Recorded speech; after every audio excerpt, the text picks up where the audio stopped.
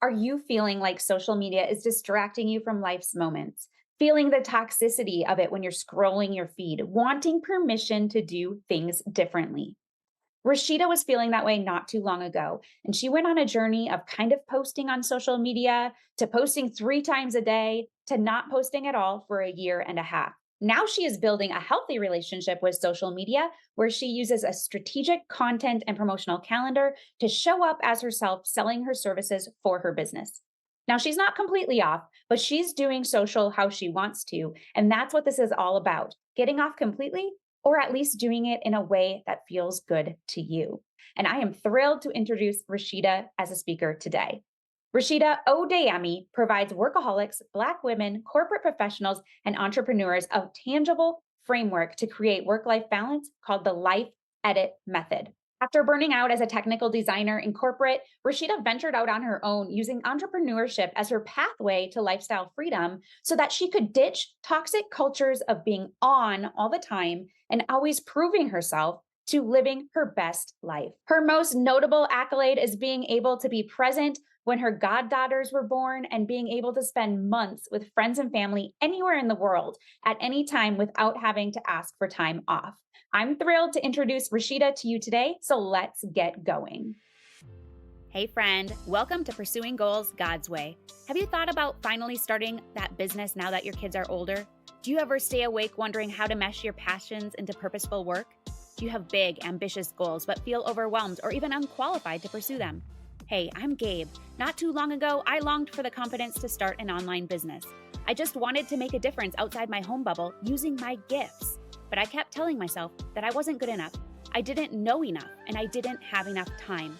Until I realized something huge. My kids need me to be their example, and they need to see me win. And yours do too.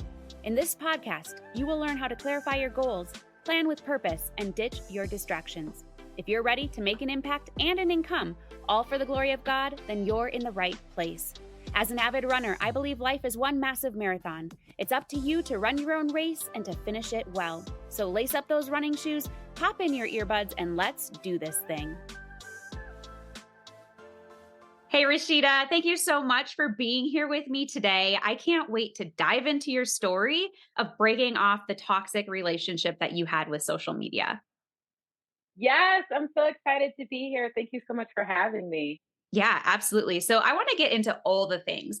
And the first thing I want to talk about is kind of when you got started on social media, why you did, and how did you like it when you were first starting out? Yeah, so let me tell you, I think I was a late adopter. Like, yes, I'm a millennial, but I waited until I was going on this year-long mission trip called the World Race. And I was like, oh, everybody at home is going to want to see my pictures. I guess I should get on social media. So it was like a last kind of minute type of thing. And I was like, okay, I'm going to get on Instagram because I think I had Facebook, but I didn't have Instagram. And that was like the first time I got on it. So I was a bit resistant. I didn't know how to use it. And, we kind of start feeling like, oh, how much should I share? How much is too much to share? How much is not enough to share? So I was super resistant to it. I was just like, I don't know if I could really do this. And it's kind of, I mean, that wasn't like, I didn't start at the top on this. I started probably at the bottom of the level of getting on social media, trying to figure out how it's going to make this work.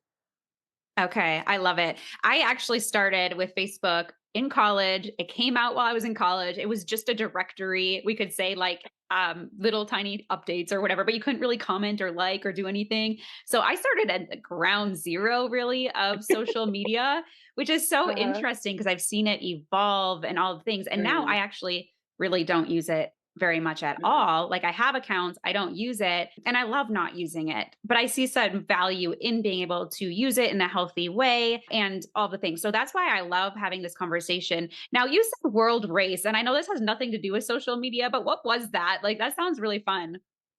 Yeah. So it's this 11-month mission trip where you go to 11 countries in 11 months. And the whole goal is that you're spreading the love of Jesus wherever you go. Now, while that's the goal, the thing that I love the most about it is that your relationship with Jesus grows while you're on the trip. Like you are put out of your comfort zone times 10. Like there's no such thing as comfort zone on this trip. and that makes you lean on him so much more. And it developed so much of my relationship with the Lord, with where I am now, and the things that I've done after that. So it's huge. It's definitely they promote it for like college age to 35, and I was 32 when I did it. So I was definitely the oldest person in my squad, but I'm glad I did it. And I will also say there's also, I've now being on the other side, there's beautiful ways to recreate that for all ages. So I say that to say everybody should do this trip where you go completely out of your comfort zone and you don't have a choice but to say, Lord, you're gonna have to show up if I'm gonna get through this. So yeah, that's what that trip was. What a great growth builder too, just stepping out of that comfort zone, saying yes to something that you're like, not sure that's gonna be exciting or good or what's gonna happen, like, yeah, and then really, I feel like when we step out of our comfort zone like that, we really see growth and change, like, it becomes a beautiful thing. If you allow it, it's like my favorite way to think of it is if you get on a roller coaster is fun, but it's also scary and thrilling. And so you can either white knuckle it on the roller coaster, or you can throw your hands up in the air with crazy eyes and say "wee" like and try to go through it. And so it's just always it's that tension. So it can really be fun if you try it. Love it. I feel like there can be some of that tension with social media too. So let's dive into Mm. that a little bit. There are some different phases that you've gone through with your relationship with social media. So, what have they looked like? Like you started because you thought people would want to see what you were doing on this mission trip to all the different Mhm. countries. So, that's where you got started. But what did it look like throughout the years? Yeah. So then after I came back from the mission trip, I decided to start a nonprofit. So then I went from this mindset of I'm just showing it for fun to doing it to try to build a nonprofit business. And man, that was hard because it went from being fun to being a job. And you're like, and a job that I didn't feel qualified to do, nor was there a lesson on how to do it. Like it's like you're literally feeling around in the dark. And so I swung from randomly putting things on to posting almost 3 times a day and trying to keep up with all the things the gurus were telling me to do. And you got to do this, and you got to have carousels, and you got to use all the new features, and you got to catch the trends. And it was like, it was so much that I got to a point 2 years ago where I was like, you know what? The hell with everything. Like, I got off of social media for a year and a half, and it I was just like, I can't do any of it. I don't even want to. I didn't even go on and look at other people's posts. I just cold turkey. I stopped. I needed something better, and it took me quite a while to figure out what better was going to be. But I realized that, I mean, I really went from one extreme to the other, like random to full on. I needed something in between, and I had to figure out for myself what did I need in that. What was I trying to get out of it? And it was all about me making some decisions for me rather than trying to do what someone said I should do. I speak a lot about getting out of the shoulds because 9 times out of 10, we're doing things because we feel like we should do it, not because we know it's going to actually help us accomplish the thing or that we even want to do it. We're just doing it because it's some outside factor or obligation that makes us feel like we should do it. And I was like, I can't do that anymore. I have to stop. Okay, the should. Okay, we need to eliminate that Hmm. right now because I felt the same Hmm. way getting started. It was like, "Oh, you need to do this. Oh, you need to do that." And I threw a lot of things out the window, including social media or being Hmm. everywhere and repurposing everything. At least as a solopreneur, when I didn't have this big team in the beginning, I couldn't do that. But I Yeah. tried it and it led to burnout. Hmm. And so having that should and taking that out of our vocabulary to say, where do we need to show up that's going to Hmm. actually be beneficial and be intentional, right? Yeah, yeah. It's so huge. And when you figure, and it's a part of like looking introspectively and say, well, who am I? Like for me, the conversation was, I'm not going to be a TikTok dancer. I'm not going to be an Instagram dancer. I'm not that funny. Like I'm not gonna be the mean girl. So it was like, well, then what kind of person am I gonna be? And once I did that, and I looked at what the different platforms offered, it made it easier for me to decide which was gonna be the platform for me, at least it's primary, and maybe I do some of the secondaries, but what's the primary one for me, you know? Right. And it can change. Like our businesses Mhm. change and evolve so much that over time you may shift to a different platform or to doing Yeah. something differently, a different content. And that's okay. It's all about where are you Mhm. right now and like the season you're in and what's going to work best now for you. And that means for how your audience consumes it, but also how it feels right to show up yourself. And I know Yeah. that I want to go through some mindset shifts that you've had to do in order to create a better relationship with social media. But I do know that you use it now. So can you just tell me a Mhm. little bit about what your business relationship with social media is now and how you do use it? Yes, of course. So how I use it now, I have a main content strategy and that content. So like when I went on the race, my main content strategy was, and I didn't have a strategy. I don't say that to say I had a strategy then. It was more like, he said you should blog. And it was part of the requirements. So I did it. And here's the thing, I loved blogging. I loved writing because in that season, it was a huge and beneficial way for me to process all the 20 million things that were going on. So I wrote a blog and I did that. And I was trying to figure out, okay, I don't even want to read this much content now. So what am I going to do now? And so I stopped. I did a pit stop into, Instagram, but then I shifted to use YouTube. So now YouTube is my main form of content, and I chose it because I'm a teacher at heart. On Instagram and some of those truly social media platforms, people go on there to be entertained. And I'm not, like I said, I'm not an entertainer. Instead, I'm a teacher, I'm a connector, I'm a community person at heart. And I felt like YouTube would give me that ability to make longer videos and share the content and help people overcome the things that I made huge mistakes on. Can share that teaching my learning moments with other people so that they cannot have to deal with the same things that I did. So YouTube is my main bit of content, and then I do some repurposing and posting things in other places. But I would say my main other place is TikTok. It's another place that I feel like people will go to learn, so I can share clips there. Everything else is like sprinkles on top of the cupcake. The cupcake, the actual cake itself is YouTube, the icing is TikTok, and the sprinkles are, the other random places that I post. And there's not nearly as much pressure to do those other things. I don't make those. Those are not a live or die situation. And what I like about YouTube too is even though it is social media esque, it also has that evergreen long form content that isn't going to just be here today, gone tomorrow. I mean, you have the shorts and things, but they still kind of live on too. And they can be a way for people to find you. And then there's also the community aspect that YouTube has started to try and create in there. So I do like Mhm. it for that type of a thing. I think it's a great place to create the long form content, even short form content, and to build some community, but it not being like kind of fruitless because it just goes away. People Yes. can find you all the time. Yeah, especially if you learn how to do the keywords and become searchable and figure out what searchable topics that your people are looking for. Like mine is vision boards. At least one time a year, I know that I'm going to get a surge of people because I'm talking about a topic that people are looking for every single year. So it's a different way to continue to get yourself in front of new people and new audiences because you've made yourself searchable. Yeah, exactly. So, Rashida, I want to move into the mindset shifts that you've had to Mhm. have in order to create this relationship. I love that you're using just a couple places, being really purposeful about it. But tell me, what was one of the first things that you needed to do?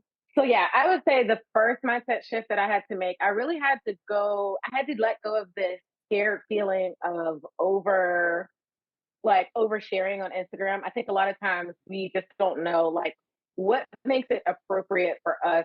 Like what is appropriate content to share? Because people always say, let people into your lifestyle, let people understand who you are. And you're like, well, should I let you know that I made breakfast this morning or that I did this great thing today? Like, what exactly should I do? And so when I finally figured out that I needed to share content that my target audience was going to want to hear, and they wanted to, and so it really took me being really specific on who my target audience is. And I would say out of the 4 years that I've done my business, that has been the hardest thing because we come into being business owners and we're like, and it makes it so much harder to do this whole marketing thing. So once I got better at, and I would say that's a different mind, that's a mindset shift as well.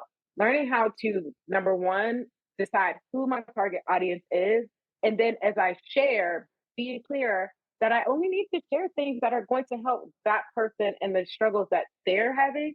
I don't have to show everything. And that my business is only one part of my life. So I share things that help around that, but I don't have to share everything. I share things about lifestyle freedom. So here's my other favorite thing. I think that as business owners, we get really skitsy about making friends online. Like, it's awkward. It's like we don't know how to just say, hey, I really like your content. I'd love to be your friend. Instead, we go into this mode of every time that we talk to somebody, it's like, to sell you my product. And 9 times out of 10, we scare people away.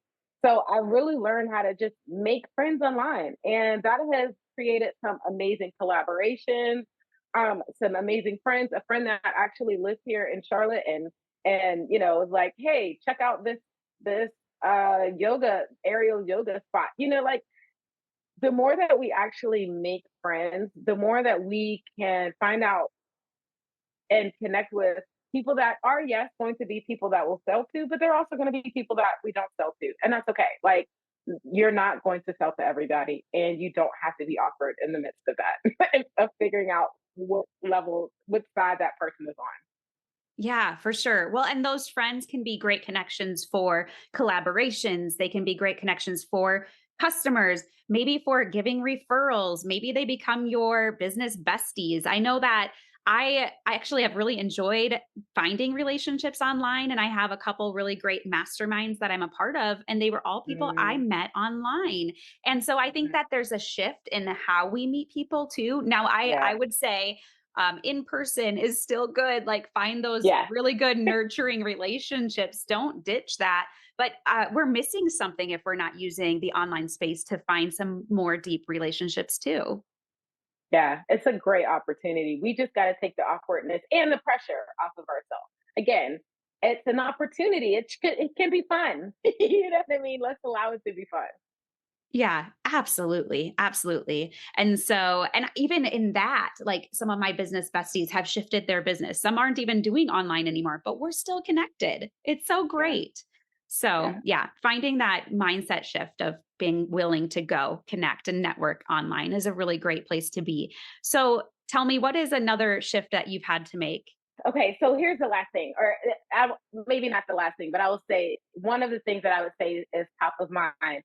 Being a dynamic human online, like learning how to show up and be authentic online can be somewhat awkward. Again, like not only when we're in the DMs, but when we're on these lives and different things, like we can feel like we have to show up and be perfect.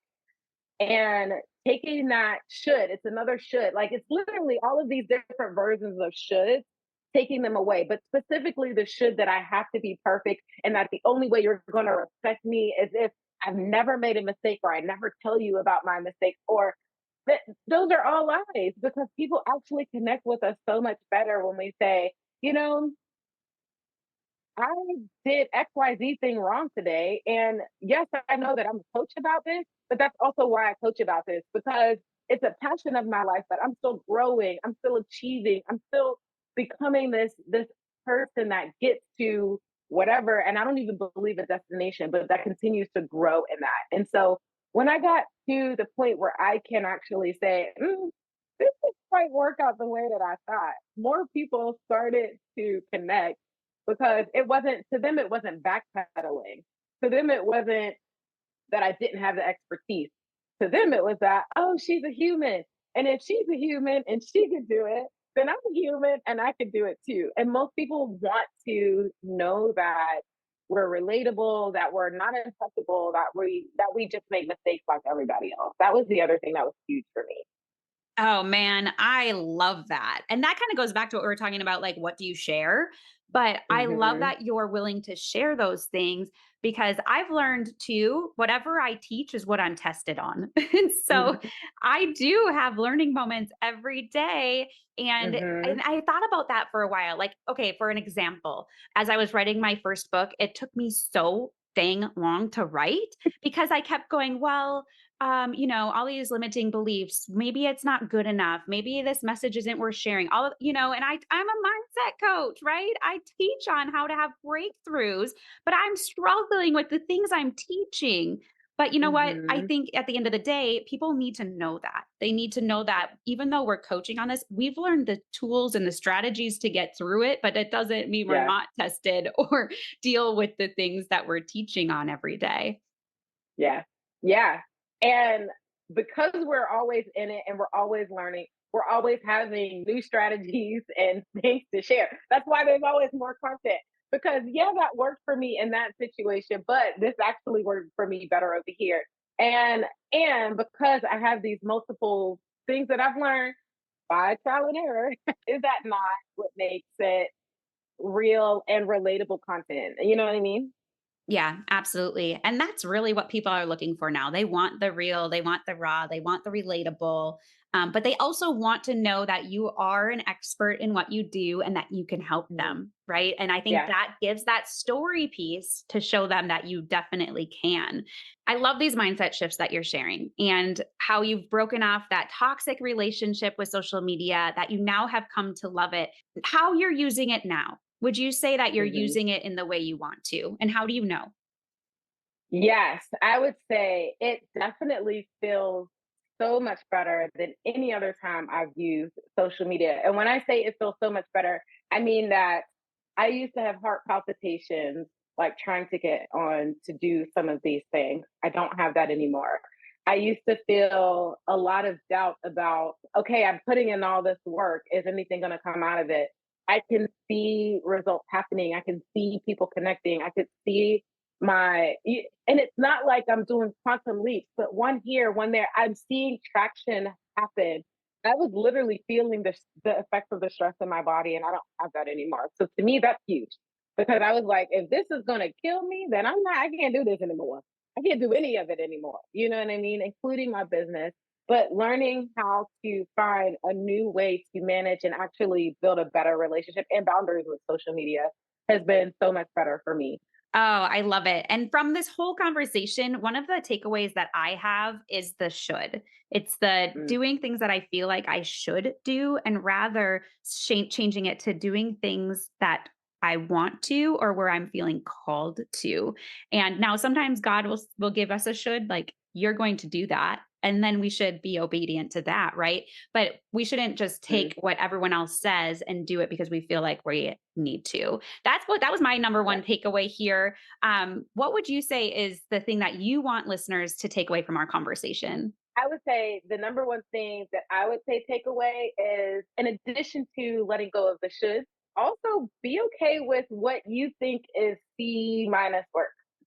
Because a lot of times we get so stuck into, you've got to be an A plus perfect student that we put so much more pressure on us. We put so much should on us that it bogs us down, it weighs us down, and we never actually, either we do so much that it burns us out, or we never do anything and we don't get started. Either way, neither one of those solutions are actually helpful or encouraging or loving to us. So, like, and I think what I've found over the years to get out of that shit is letting go of that need to be A plus and understanding that C minus, first of all, the people who are doing C minus are making millions. Okay. So why am I striving for A plus when maybe it's actually my perception of what is going to, be success is that off.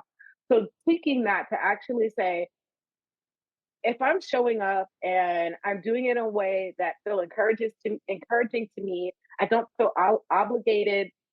I feel like I'm loving myself well and I'm loving my target audience well.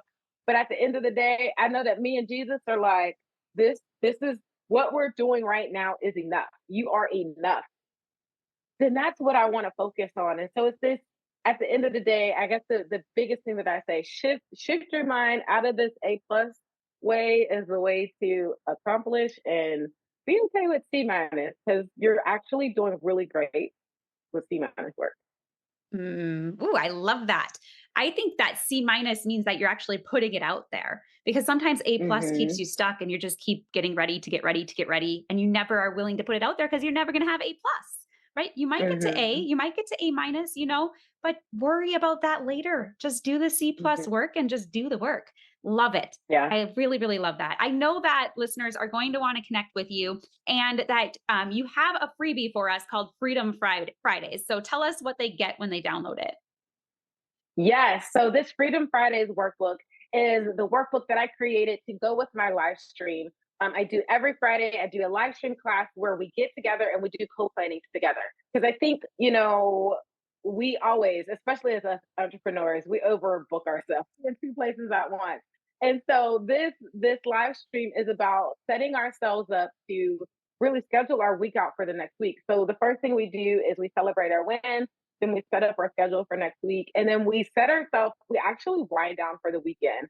And so we do that every Friday at noon. And this workbook is the walkthrough, the exercises that we do during that time to help you do that because you as an entrepreneur need rest too. and Amen. right? And if we don't schedule it, we probably don't do it. So let's take some time and schedule it in. And that is really the core of how we set our week up for success. We schedule work, but we schedule rest, we schedule fun, and that's how we get that work-life balance. So I would love for people to take advantage of that. Ooh, I love it. I love the name Freedom Fridays. It makes you Yes, sound so excited to go into the weekend and not to have right? to think about all the things, right? Rashida, that's something that I love about you, that you talk about the freedom and flexibility and doing it on your terms, being able to go Mm. travel and work wherever you are. And so I've just really appreciated this conversation with you today. I know it was so value packed. I took so many mental notes and I'm excited for everyone to hear it. Yes, thank you so much for having me. I mean, we always have had great conversations about mindset. So I'm so happy that you continue to bring just amazing conversations to your audience to help them get in the mindset to receive all the things. Because doesn't God have a bunch of amazing things? But if we're blocking our blessing with our mindset, we got to get that out the way. And I love that you set us up to do that. Thank you so much for joining me today. I had a great time and I hope you did too. Before we go, though, make sure you follow the podcast on your favorite listening platform if you haven't already. If you resonate with this episode, please consider leaving a review on iTunes or share it with a friend, as this helps grow the podcast. Also, if you're not a part of Simplicity and Motherhood, consider joining us. It's a free online community built to provide support and encouragement so you can create balance and live intentionally as you go after your biggest goals, God's way. Head on over to redhotmindset.com for more resources and to find the link to join the community. In all things I pray, you just run your race. I believe in you.